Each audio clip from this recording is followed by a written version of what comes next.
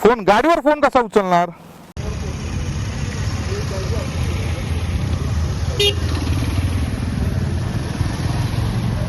Wonder with Siddhesh आणि परिवार मुंबई यांच्या वतीने आज तारांगणच्या दिव्यांग लेकरांसाठी अन्नधान्य आणि जीवनावश्यक वस्तूंचे वाटप खास दिवाळी डोळ्यासमोर ठेवून आज करण्यात येणार आहे.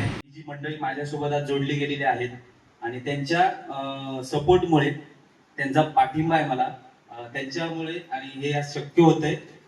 आम्ही पण असं ठरवलं नव्हतं की बाबा आपण हे असं कार्य चालू करायचं, हे कळत नकळत झालेलं आहे.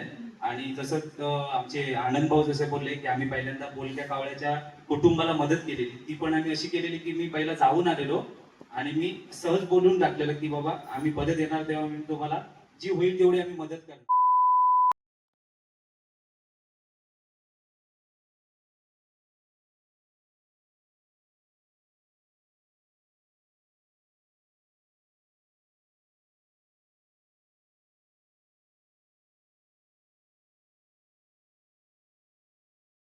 विलास भाऊ निघालेत पत्री पुलावरनं, माझ्या अगोदरच पोहोचतील ते, कारण मला वाटतं त्यांना निघून आता जवळजवळ अर्धा तास झालाय. तर फाट्यावर भेटू. विलास भाऊ कदाचित पोचलेही असतील किंवा पोचतील पुढच्या 10-1 मिनिटामध्ये. आपल्याला इथून तिथे पोचायला साधारण 15 मिनिटं लागतील. 9:05 झालेत. चंदनचं ऑफिस वर्क असल्यामुळे चंदन नाही आहे. प्रशांत आता म्हणाला की मॅडी पण नाही आहे. बाकी किती जण येत आहेत बघूया. काही नवीन मेंबर्स पण ॲड झाले आहेत ग्रुपमध्ये, बघू किती जण येतील. हां, अजून एक अपडेट करायची राहिली. 2-3 जणांच्या कमेंट्स आलेल्या व्हिडिओला की कॅमेरा अँगल थोडासा अजून अप, म्हणजे वरती जर होईल तर खूप चांगला व्ह्यू मिळेल. तर थोड्याशा आज मी सेटिंग थोडीशी चेंज केली आहे. बघूया, माहिती नाही आता नक्की कितपत सक्सेसफुल होतं आहे ते, म्हणजे व्ह्यू कसा दिसतोय काय वगैरे मला काय माहिती नाही. थोडंसं सेटअपमध्ये चेंज केलं आहे, थोडासा अँगल अजून वरती येईल कॅमेऱ्याचा, असे प्रयत्न केले आहेत. पण आता जेव्हा व्हिडिओ जेव्हा अपलोड होतील PC मध्ये, जेव्हा कॉपी करेन, सॉरी अपलोड नाही, कॉपी करेन जेव्हा कार्डमधून, तेव्हाच कळेल की आता नक्की अँगल काय लागलेला तो. पण होप सो की व्यवस्थित चांगला अँगल येत असेल. जेवढं लवकरात लवकर होईल तेवढं मला गोप्रो किंवा गोप्रो नाही, शक्यतो मी घेतला तर माझे प्रयत्न चालू आहेत की DJI Action 5 घ्यायचा. एकदाच होईल काय तो खर्च सर्व, कारण त्यामध्ये कसं आहे की कॉर्डलेस माईक आहे, त्यामुळे ते झंझट नाही वायरची वगैरे. बऱ्याच वेळी ॲक्च्युली ह्यामध्ये वायरचा माईक असल्यामुळे प्रॉब्लेम होतो, आवाज खरखरत राहतो. तर त्यामुळे बघायचं आहे मला लवकरात लवकर ॲक्शन कॅमेरा 5, DJI Action 5 जर घ्यायला मिळाला बेस्ट. चला आलो आपण, वाजलेत 9:15. विलास भाऊ दिसतात काय बघूया. हां, आलेत. विलास भाऊ आले. नमस्कार. फोन गाडीवर फोन कसा उचलणार? कनेक्ट नाही केलाय ना. अच्छा. घाईघाईत निघालो. प्रशांतने फोन केला की विलास भाऊ निघालेत पुढे, मग लगेच फटाफट खाली आलो आणि निघालो. कनेक्ट करायचं राहिलं. रोहित आहे, आदर्श आहे, प्रशांत आहे,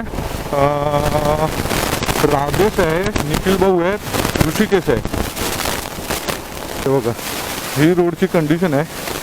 मी म्हटलं मुरबाडपर्यंत काम झालं असेल, पण झालेलं नाही आहे काम, आणि बरंच काम बाकी आहे अजून. रायडर सर्व इथे भेटलो, एकत्र झालो सगळे. हे बघा, सगळे रायडर आहेत. आता चहा वगैरे प्यालो इथे समोर साई दर्शनमध्ये, आणि त्याच्यानंतर मग आता निघतो इथून सगळेजण.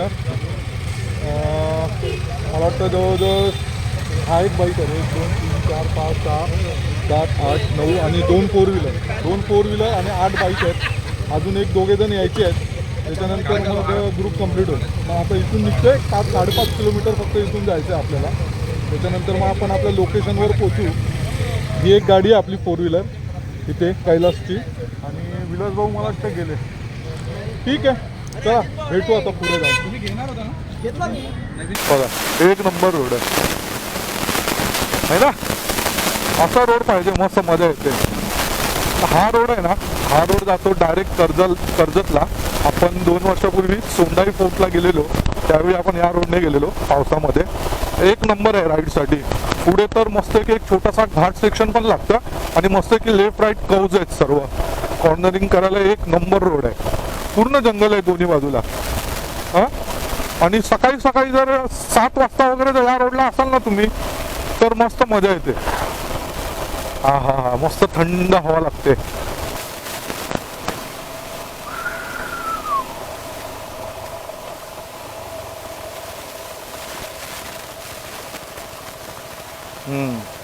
पुढे चल प्रशांत, पुढे चल, थोडा पुढे घे. 10:30 झाले. बायकर सगळे लागले. इथे बाजूलाच आहे, व्यवस्थित बघून लाव खाली.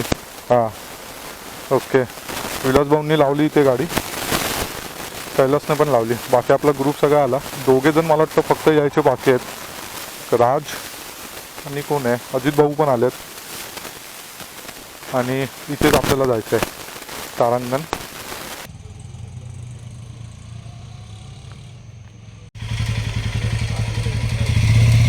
ही आहे शाळा आणि बाजूला इथे पण त्यांचा वर्ग चालू आहे. मुलं सर्व बसलेत तिथे आतमध्ये. आणि राज आला समोर, तो आला डायरेक्ट विरारवरून. हॅलो. तर ही आहे शाळा मुलांची आणि इथून त्यांचा अजून एक वर्ग इथे आहे, हा दुसरा आहे. आणि इथे सर्व आपल्या गाड्या पार्क केलेल्या आहेत. तारांगण मतिमंद मुलांचा निवासी कार्यशाळा आणि ही इथे शाळा आहे समोर. आणि ही आपली मंडळी आहेत सगळी. आता सिद्धेश एक थोडंसं 2 शब्द सांगणार आहे सिद्धेश, आणि त्याच्यानंतर मग आपण मुलांना जाऊन भेटू. त्याच्यामुळे 2 मिनटात सिद्धेश सांगेल, त्याच्यानंतर मग आपण जाऊन भेटू मुलांना. तर हे आता सर्व सामान आहे. हे सर्व सामान आता फक्त आम्ही आतमध्ये ठेवणार आहे. तर सर्वांकडे एक एक वस्तू देत आहेत विलासभाऊ. महिला मंडळ आहे पहिलं, सगळ्यांकडे एक वस्तू देऊन आतमध्ये तिथे ठेवायचं आहे. गाडीमध्ये जेवढं पण सामान आहे ते आता सर्व बाहेर काढतो आहेत आणि आतमध्ये शाळेमध्ये जिथे आता मुलं बसली आहेत तिथे ते सर्व आता ठेवायचं आहे. हे बघा.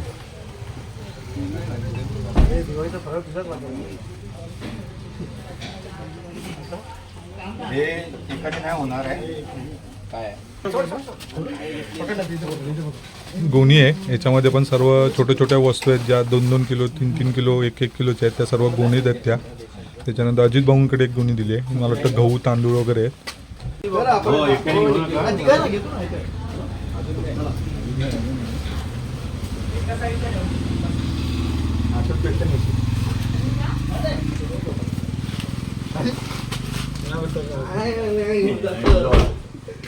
ओके, झालं ना सर्व? काय राहिलं नाही ना? नाही. ठीक आहे, सर्व सामान घेतलं आहे आतमध्ये. चला तर डायरेक्ट मुलांना भेटूया.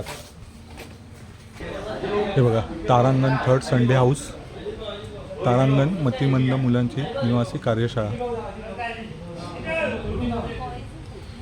ओके, आणि हा वर्ग आहे इथे. आपला ग्रुप बसलाय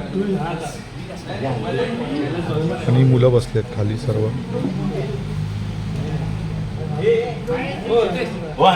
हो, सुस्वागतम. आमच्या तारांगण दिव्यांग मतिमंद बांधवांची निवासी कार्यशाळा शिरवली या छोट्याशा समाजसेवी उपक्रमामध्ये मी आपल्या सर्वांचं आमच्या मुलांच्या वतीने, आमच्या सर्व स्टाफच्या वतीने, संस्थेच्या वतीने सहर्ष स्वागत करतो. आणि या ठिकाणी आपण सर्व एकत्रित येण्याचं निमित्त म्हणजे वंडर विथ सिद्धेश आणि परिवार मुंबई यांच्या वतीने आज तारांगणच्या दिव्यांग लेकरांसाठी अन्नधान्य आणि जीवनावश्यक वस्तूंचे वाटप खास दिवाळी डोळ्यासमोर ठेवून आज करण्यात येणार आहे. त्यानिमित्ताने आपण सर्व सदस्य वंडर विथ सिद्धेश आणि परिवार आपल्या सर्वांचं पुन्हा एकदा मी सहर्ष स्वागत करतो. आणि आपल्या वतीने आज तारांगणमध्ये हा जो उपक्रम आपण एक छोटासा मदतीचा हात या उद्देशाने करताय त्याबद्दल मी तुमचे आभारी मानतो की तुम्ही तारांगणची निवड करून आमच्यासाठी काही ना काहीतरी करण्याचा आपण प्रयत्न केला आहे. ही आमच्यासाठी खूप मोठी गोष्ट आहे, कारण आपल्यासारखी माणसं जेव्हा इथपर्यंत येतात तेव्हा तारांगणला पुढे घेऊन जाताना आम्ही एकटे नाही आहे, आमच्या पाठीमागे समाजाचा सतत पाठिंबा आहे अशी आम्हाला सतत जाणीव राहते आणि आमच्या कामाला ताकद मिळते. तर आपणा सर्वांना मी थोडक्यात तारांगणची कन्सेप्ट समजावून सांगण्याचा प्रयत्न करतो. त्यानंतर मग आपण आपल्या संस्थेबद्दल आम्हाला माहिती द्यावी. नेमकं तारांगण काय आहे? तारांगण एक दिव्यांग प्रकारातला सगळ्यात कठीण प्रकार की ज्या मुलांना मेंदूचं अपंगत्व आलंय, त्यांना आपण गतिमंद, मतिमंद, बौद्धिक अक्षम, विशेष मूल एक वेगवेगळ्या पद्धतीने शब्द वापरून आपण त्यांना संबोधतो. वयामध्ये आणि बुद्धीमध्ये अंतर पडलेली ही मुलं जेव्हा निदान होतं, आईवडिलांच्या कळतं की आता हे विशेष मुलं आहे, अशा मुलांची गावाकडे खूप मोठी ससे उलपट म्हणा किंवा एक त्यांना उपशिक जीवन त्यांच्या वाट्याला येते. आणि गावाकडे ही मुलं तुम्हाला कुठेतरी दुकानाच्या फळीवरती, बसस्टॉपवरती, नाक्यावरती, लोकांच्या कार्यक्रमामध्ये बिनबुलाए मेहमान अशा पद्धतीने तुम्हाला दिसतील.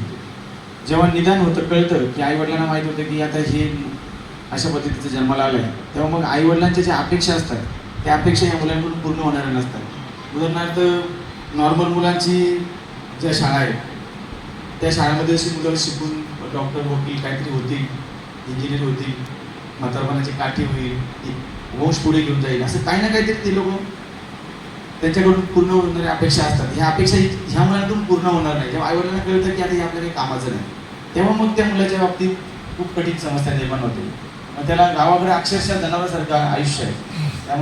त्या माणसाला धड पोटभर त्याला अन्न नाही, अंगावर धड कपडे नाही, स्वच्छता नाही, म्हणजे त्याच्यावरती काही उपाययोजना त्यांना काय करायला पाहिजे योग्य पद्धतीने ती समजत नाही. मग कोणी औषधं देऊन झोपून ठेवतं, कोणी बांधून ठेवतं, कोणी कोंडून ठेवतं, अशा पद्धतीने त्यांना वागणूक देत असतात घरची लोक. आणि मग ज्यांनी जन्म दिलाय अशी माणसं सुद्धा नाकारतात. आता हे सगळं सुरू असताना ह्या मुलांच्या बाबतीत मग असं दिसून येतं की स्वतःच्या माणसं असताना सुद्धा यांचं बोलणं, त्यांनी जन्म दिलाय त्यांनी नाकारल्यानंतर ही मुलं कुठे जाणार? मग हे जे जीवन त्यांच्या वाट्याला येतं त्याच्यावरती एक पर्याय सुचवण्याचं काम तारांगणने केलं. आणि या ठिकाणी त्या मुलांना पूर्णपणे त्यांचं पुनर्वसन करण्याचं काम तारांगण करते.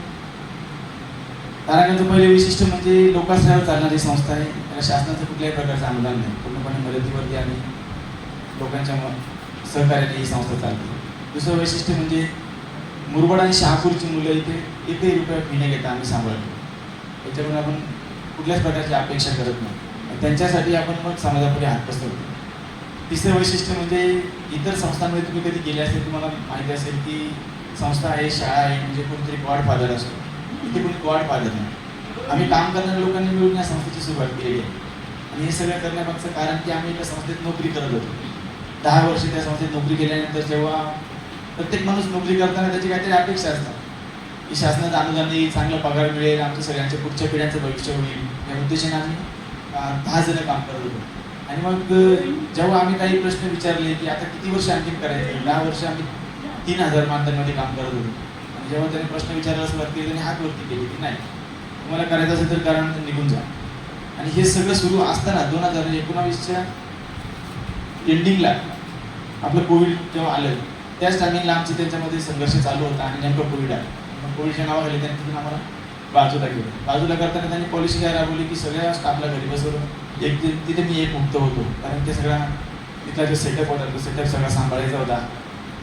4 एकर जागा, ही जे 2 मुलं बसलेत ना समोर, त्यांची तिथे जागा होती 4 एकर. इथून 40 किलोमीटर अंतरावरती ती शाळा आहे. त्यांची प्रत्येकाची 2-2 एकर जागा घेऊन त्यांनी ती संस्था तिथे उभी केली होती. मी माझ्या शब्दाने तिथे 50 ते 60 लाख रुपयाचं काम केलं होतं 10 वर्षामध्ये. आणि खूप चांगला सेटअप, माणूस गेल्यानंतर तात्काळ खुश होणार, अगदी प्रेमात पडेल असा आम्ही सेटअप बनवला होता. 4 एकर जागेमध्ये 150 नारळाची झाडं, 50 फळ झाडं, एक मंदिर बनवलं होतं. 1 एकर जागा नुसती मुलांना खेळायला होती. सगळं सेटअप व्यवस्थित होता. पण जेव्हा त्यांनी त्याचा स्वार्थ साधण्याचा प्रयत्न केला तेव्हा मग आम्हाला कळलं की आमचं आयुष्य या लोकांनी असंच वाया घालवून घेतले. मग त्यांनी पहिली पॉलिसी वापरली की मुरबाड शहापूरची मुलं घरी बसवली, सगळ्या स्टाफला घरी बसवलं. नंतर मग जेव्हा कोविड थोडं कमी होत आलं तेव्हा मग त्यांनी फक्त पैसे देणारीच मुलं आणली. माझ्याकडे 15 जण पैसे देणारी होती आणि 25 जण फ्रीमध्ये होती. त्यातली 25 मुलं अक्षरशः शाळा बाह्य झाली. त्यांच्या आईवडिलांनी त्यांना फोन केले तर नाही, आम्ही तुमची मुलं आता घेणार नाही, कोविड आहे, सगळ्या गोष्टी महाग आहेत, कोणी मदत करत नाही, तुम्ही पैसे देणार असेल तर आम्ही मुलांना ठेवू. आता ही गरिबाची पोरं जी होती त्यांच्या आईवडिलांकडे ऑप्शनच नाही. कोविडमध्ये तर सगळ्यांचेच काम धंदे बंद. जे स्वतःचं मुंबईमधून लोक जेवण बनवून आणून गावागावामध्ये वाटत होते. आणि अशा परिस्थितीमध्ये ह्या मुलांचं काय करायचं हे आईवडिलांना खूप प्रश्न पडला. मग आईवडिलांनी आम्हाला खूप त्रास दिला. सर माझं मूल तुम्ही 10 वर्ष सांभाळलं, आता तुम्ही काहीतरी करा. मग आम्ही सगळ्या काम करणाऱ्या लोकांनी एकत्र बसून निर्णय घेतला की आपण तारांगणची निर्मिती करायची. मग आम्ही ते आमिर खानचा जो पिक्चर आहे तारे जमीन पर, ते सगळी कन्सेप्ट डोळ्यासमोर ठेवून तारांगण हे नाव सुचवलं. ते ही जागा आम्ही भाड्याने, एक बंगलो आम्हाला इथे मिळून आला. ही कोंबड्यांची पोल्ट्री होती, 200-300 फूट लांब आहे, तुम्ही बघाल. हे कोंबड्यांची पोल्ट्री होती. जेव्हा आम्ही सुरुवात केली तर आम्हाला वेगळं काही करायचं नव्हतं. 10 वर्ष लोकांसमोर गेलो होतो, लोकांना सगळं माहीत होतं. फक्त एक मोबाईल नंबरने आम्हाला जगवलं. त्या सगळ्यांनी विचारलं सर तुम्ही कुठे आहेत? आम्ही इथे. काम करणारे लोक तिची लोकांना काही देणं घेणं नसतं. ज्याने कोण काम करतंय त्याच्यासाठी कोण चढतंय. आणि मग आम्ही सगळ्यांनी मग ठरवलं की आता आपण तारांगणची निर्मिती केल्याशिवाय पर्याय नाही. मग तारांगणचा जन्म झाला. आता जन्म झाला तो संघर्षातून झाला, अवहेलनेतून झाला, किंवा आम्हाला बाजूला केलं, एक प्रकारे आमच्याशी वाईट वागणूक झाली. म्हणजे माझ्या खूप सारं बोलणं झालं आहे त्यांच्याबद्दल. आता मी काही जास्त बोलत नाही. मी माझ्या पद्धतीने वेगळा मार्ग निवडला आहे. त्या मार्गातून मी योग्य प्रकारे मार्गक्रमण करत आहे. कारण 5 वर्षांमध्ये जे लोकांना 20-20 वर्ष जमलं नाही ते आम्ही साध्य करण्याचा प्रयत्न केला. पहिल्या वर्षी आम्ही मुलांकडून दिवे बनवून घेतले, ते 60,000 रुपयाचे दिवे झाले. दुसऱ्या वर्षी आम्ही 3.5 लाख रुपयाचं काम केलं. तिसऱ्या वर्षी आम्ही 7 लाख रुपयाचं काम केलं. चौथ्या वर्षी आम्ही 10 लाख रुपयाचं काम केलं. हे सगळं करण्याचं कारण की आम्ही स्वतः भाड्याच्या जागेत राहत होतो. स्वतःची जागा घेण्यासाठी आम्ही प्रयत्न केला. फंड आम्हाला मिळाला. तिथे इमारतीचं बांधकाम पण आता सुरू आहे. हे सगळं आम्ही जे काम करतो त्या कामाची एक प्रकारे देवाने दिलेली चांगली पोच पावली की तुम्ही जे करताय त्या पद्धतीने परमेश्वराने आमचे हात बळकट केले. आणि आम्ही वेगवेगळ्या संस्था फिरून आलो. 20-20 वर्ष लोकांनी भाड्याच्या जागेमध्ये शाळा चालवल्या. तर तिथे जी जागा होती ती सुद्धा एक प्रकारे भाड्याचीच होती. 2 मुलांना आम्ही काम देतो, त्यांना शासनाचा पगार मिळेल, गव्हर्नमेंटची ग्रँट येईल, सगळ्यांचं भविष्य होईल म्हणून त्या लोकांनी 4 एकर जागा दिली. तिथे ते झालं नाही. आता या लोकांची जागा ती लोक परत करणार. पण परत कधी करणार? आणखीन 5 वर्ष आहे. तर 10 वर्षांनी जागा त्यांनी वापरायची असं त्यांच्याकडून त्यांनी लिहून घेतलं. 10 वर्ष त्यांना भाडं द्यायचं, या लोकांना भाडं द्यायचं असं ठरलं. आता तिथून ते पण जागा त्यांनी कमी करणार 10 वर्षांनी. अशा पद्धतीने हे जे आम्ही सेटअप उभं करताना जो संघर्ष झाला, पहिल्या सुरुवातीचं पहिलं वर्ष, दुसरं वर्ष खूप कठीण गेलं. ॲडमिशनच्या बाबतीत नाही, पण बाहेरची परिस्थिती होती. कोविडमध्ये जी लोकं आली आमच्यापर्यंत आली, म्हणजे वेगवेगळ्या पद्धतीने डिस्टन्सिंगमध्ये ठेवायचं, सॅनिटायझर वापरायचा, मास्क वापरायचा, लोकांची मदत देण्याचा जो फोर्स होता माझ्या मते असं घडलं. आता मी काय करू तुम्ही सांगा. प्रत्येकाने सांगितलं सर तुम्ही उभे राहा, फक्त तुमच्या पाठीशी आम्ही आहे. आणि आम्ही सुरुवात केली कामाला. अक्षरशः समाजाने आम्हाला हे जगवलं. आणि हे सगळं पुढे घेऊन जात असताना सगळ्या लोकांच्या अपेक्षा आहेत पडद्यामागे खूप. आज तारीख 12 आहे, 12 ऑक्टोबर. आणि मला वाटतं पहिल्यांदा आधी मी सर्वात आभार मानेन ज्यांच्या रेफरन्सने आम्ही आलो इथे. ते म्हणजे माझ्या विलास भाऊंचे मित्र वामन सर म्हणून आहेत. आणि त्या वामन सरांमुळे आम्हाला हा इथला हे स्थळ मिळालं. आणि आम्हाला फुल नाही फुलाची पाकळी आम्ही या मुलांसाठी मदत करतोय. खूप बरं वाटतंय. कारण मी तर निमित्त आहे, पण ही जी मंडळी माझ्यासोबत आज जोडली गेलेली आहेत आणि त्यांच्या सपोर्टमुळे, त्यांचा पाठिंबा आहे मला, त्यांच्यामुळे आणि हे आज शक्य होतं आहे. कारण आम्ही पण असं की असं ठरवलं नव्हतं की बाबा आपण हे असं कार्य चालू करायचं. हे कळत नकळत झालेलं आहे. आणि जसं आमचे आनंद भाऊ जसे बोलले की आम्ही पहिल्यांदा पोलक्या कावळ्याच्या कुटुंबाला मदत केलेली, ती पण आम्ही अशी केलेली की मी पहिला जाऊन आलेलो आणि मी सहज बोलून टाकलेलं की बाबा आम्ही परत येणार तेव्हा मी तुम्हाला जी होईल तेवढी आम्ही मदत करणार. आणि त्यानंतर मी घरी आल्यानंतर ह्या सगळ्या मंडळींना मी बोललेलो की बाबा ह्या कुटुंबाला मी असं असं बोलून आलेलो आहे, पण मी तुम्हाला कळवलं नाही. तर ही लोकं बोलली काही प्रॉब्लेम नाही, जे पण असेल ते आम्ही करू, फक्त तू आम्हाला सांग कधी जायचं आहे. आणि त्यानंतर हा तो एक चालू झाला उपक्रम. आणि आजपर्यंत तुमचा आशीर्वाद आहे, अशा मुलांचा आशीर्वाद आमच्यासोबत आहे, म्हणून आम्ही असे एक कार्य चालू करतोय. आणि मला वाटतं आम्हाला आता ही आमचीच मंडळी नाही, इतर त्यांचे नातेवाईक म्हणा किंवा त्यांच्या ऑफिसमधले जे काही मित्रमंडळी आहेत त्यांनी पण आम्हाला ह्यावेळी खूप मदत केली आहे. त्यामुळे आम्ही खूप इथपर्यंत आज पोहोचलो. आणि सगळ्यात महत्त्वाचं आभार मानतो तुमच्या तारांगणमध्ये मुलांची जी टीम आहे, म्हणजे तुम्ही सर, त्याच्यामुळे तुमचे खूप आभार मानावे लागते. कारण एवढ्या ह्या मुलांना सगळं करणं हे खायचं काम नाही आहे. सकाळी उठून सगळे आंघोळ घालणं, त्यांचं सगळं जेवण वगैरे बघणं. त्यामुळे ह्या टीमला पण खूप खूप थँक्यू. तुम्ही सगळं हे सांभाळत आहे. मी एवढंच नक्की बोलेन, माहीत नाही, आम्ही पण काही 100% कमवत नाही, सगळे नोकरशाही वर्ग आहे, पण त्यात करून आम्ही 10-15% मदत करण्याचा एक प्रयत्न चालू आहे आमचा. माहीत नाही, परमेश्वर आम्हाला जेवढी ताकद देईल तेवढं आम्ही चालू ठेवू. फक्त एवढं सांगतो की इथे आल्यानंतर एवढं डोळ्यात पाणी आलं की ह्याच्या पुढे तुम्हाला जर काय प्रसंग कधी आला आणि कधी बाबा तुम्हाला वाटलं तर आम्हाला नक्की हाक द्या, 100% आम्ही धावून येऊ. बस एवढंच बोलतो आणि धन्यवाद. आम्हाला ती मदत करायला भेटते. तुम्हाला पण थँक्यू आणि त्या परमेश्वराला पण खूप खूप धन्यवाद. आम्हाला इथपर्यंत पोहोचवलं आणि आम्हाला थोडीशी का आम्हाला यांच्यापर्यंत एक मदत करायला भेटते. बस धन्यवाद. धन्यवाद आपल्या सर्वांचे. वंडर विथ सिद्धेश आणि परिवार. आपण जसे ज्या पद्धतीने एकत्र आलात की रायटिंगला जाऊन एकत्र येता असं विचार आले की आपण एकत्र जाऊन काहीतरी करू शकतो, हाच उद्देश घेऊन गेली 15 वर्ष मी बघतो की कित्येक तरुण मुलांचे ग्रुप, ज्यांनी काही कॉलेजचे काही मित्रमंडळी, काही जुन्या वर्गातले मित्र, अमक्यासारची बॅच, तमक्यासारची बॅच, अशा पद्धतीने आता त्याचे 40 पार झाले ते अमक्या सारची बॅच, तमक्यासारची बॅच या नावाने येतात. आणि जे आपल्यासारखे तरुण आहे जे गडकिल्ल्यांवरती फिरतात, बाईक घेऊन रायडिंगला जातात, त्यानंतर काही असे की त्यांना संस्थांचा उद्धारच करायचे आहे, संस्थांसाठी एक मधला दुवा, अशी लोक आहेत. आणि तुम्ही खरी करून आमची ताकद आहे. कितीतरी लोकांना मी नवीन नवीन ग्रुपचे नावं सुचवली, तुम्ही ह्या नावाने सुरुवात करा, तुम्ही ह्या नावाने एकत्र या. आणि आपल्या मराठी माणसांचा एक स्वभाव आहे, 10 लोक एकत्र आली की लगेच संस्था होते, सोसायटी होते आणि मंडळ होतं. पण जे मंडळ वेगवेगळ्या पद्धतीने जे मंडळाची जे कामं चालतात, तसं हे आपलं सोशल वर्किंगचं काम ते लोक करत नाही, ते फक्त दिखावायचं काम करतात. पण तुमच्यासारखी जी माणसं आहेत की जी स्वतःच्या कामातून स्वतःचं कॉन्ट्रीब्युशन करून एक कुठेतरी उपेक्षित घटकांपर्यंत तुम्ही पोचता, गरजेनंतर तुम्ही जाता, ही खूप मोठी गोष्ट आहे. कारण आत्ताच्या घडीला शासन उपेक्षित घटकांपर्यंत पोचत नाही.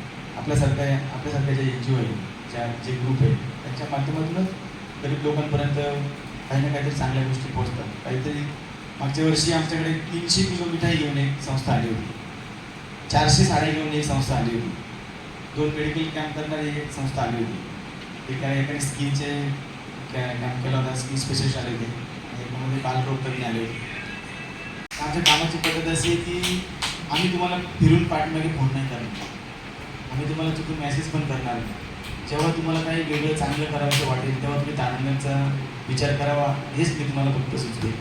कारण तुम्ही तुमच्या कामाच्या व्यापामध्ये असता, तुम्ही तुमच्या डोक्यातले जे प्लॅन असतात ते आखत असता, आणि आम्ही तुम्हाला जर सांगितलं आमचं हे संपले, आम्हाला ते द्या, आम्हाला ज्याची गरज आहे हे द्या, असं मी करत नाही. परमेश्वराची एक जादू आहे. आमच्याकडे काहीच नसताना आम्ही जेव्हा सुरुवात केली त्यामध्ये देवाचंच रूप घेऊन तुम्ही येता. तुम्ही जे आमच्यापर्यंत येता हे देवाचंच रूप आहे. परमेश्वराला काय प्रत्येक ठिकाणी जाता येत नाही, पण तो चांगल्या माणसाचं रूप घेऊन प्रत्येक ठिकाणी जाऊन त्यांचा उद्धार करत राहतो. जेव्हा तुम्हाला वाटेल की सर आम्हाला काहीतरी करायचं, अगदी तुम्ही तुमच्या सोबत जेव्हा पण काही चांगलं करत असेल तेव्हा तुम्ही तारुण्याचा निवड करावी. उदाहरणार्थ तुमचा कोणाचा वाढदिवस आहे, तुम्ही मुलांना एक वेळचं अन्नदान करू शकता. तुमच्या घरामध्ये काही चांगलं कार्य आहे, म्हणजे माझ्याकडे किती अशी लोक आहेत की माझा मुलगा 10वीला 90% मिळाले, सर मुलांना जेवण द्या, सर मला आज कन्यारत्न झालं, मुलांना जेवण द्या, आज माझा वाढदिवस आहे, मुलांना जेवण द्या. ह्या काही ना काही पद्धतीने तुम्ही तारुण्यांमध्ये म्हणजे समाविष्ट होऊ शकता. मी तुम्हाला हे पर्याय सुचवले. आणखीन एक विनंती असेल की ह्या कार्यक्रमाचे फोटो तुम्ही सगळ्यांनी स्टेटस ठेवून आम्हाला प्रसिद्ध करावे.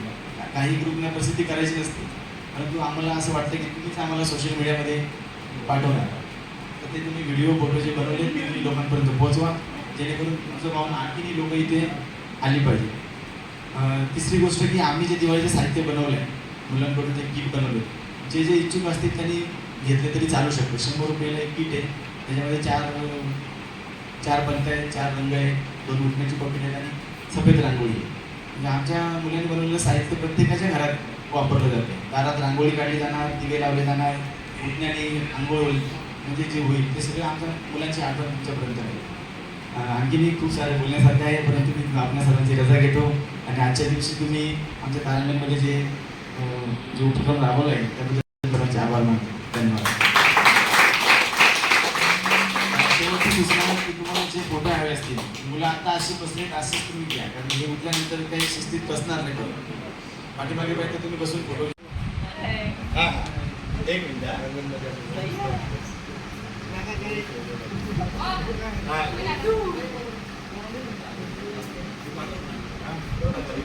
प्रशांत तू जा ना तिथून घे बॉक्स आणि सुरुवात कर वाटायला जा. ते सांगते तसं द्या. त्यांना नका देऊ बाकी सगळ्यांना तू बाकी ते सांगतील कोणाला नाही द्यायचं. याला नाही यांना लक्ष तुला नको गोड झाले काय करू ना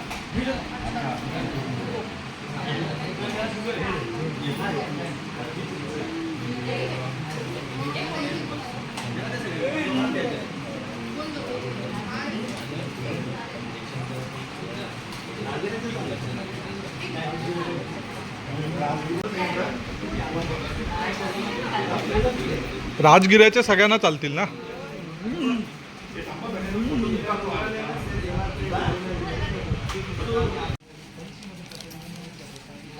हे आहे या मुलांनी बनवलेले ना साहित्य आहे आणि या पॅकेटची किंमत आहे 100 रुपये. तर आज आम्ही सर्वांनी मिळून कोणी 1 कोणी 2 विलासभाऊंनी तर जवळजवळ 15 पॅकेटं घेतली. तर सर्वांनी मिळून या पॅकेटची किंमत आहे 100 रुपये. तर यामध्ये उठण्याची 2 पॅकेट आहेत पंत्या आहेत आणि असं छोटी मोठी 4-5 साहित्य आहेत. तर आज तेही घेतलं म्हणजे आमच्याकडनं अजून एक छोटासा हातभार शाळेसाठी. सर्वांनी मिळून नाही म्हटलं तर जवळजवळ 25-30 पॅकेट आम्ही घेतले. ठीक आहे परत एकदा दाखवतो. हे बघा हे पॅकेट आहे आणि यामध्ये 4 ते 5 वस्तू आहेत. चपात्या भाजायची मशीन आहे.